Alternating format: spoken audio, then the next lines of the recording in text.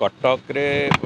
परिस्थिति निश्चित भाव में होता उद्वेगजनक से परिस्थिति भी आज तारिख रे सब कथा धीरे धीरे धीरे धीरे नॉर्मलसी को आसूची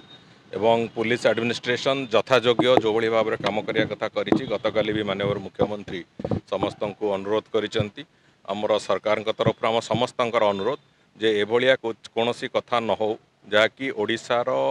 किंबा कटक सहरर जो रेप्यूटेशन अच्छी से रेप्यूटेशन उपर आंच आसू समस्त को भी अनुरोध करुचु जे समस्ते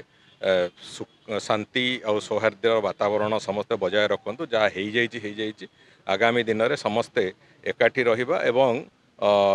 जो माने ए घटना गुड़िक सहित संपृक्त अच्छा समस्तंकर मत एवं समस्ते भी से बाबद रे सजाग अच्छी से कठोर रु कठोर शास्ति विधान भी करा जिवो जो माने करिसंती किंबा आगामी दिन में जदि कहीं करने को भी चेष्टा करेंगे समस्त शास्ति विधान हम से दृष्टिकोण मु भावुची समस्ते निजर भावावेग को निजर चेतना को समस्ते गोटे सकारात्मक भूमिका नेबे एवं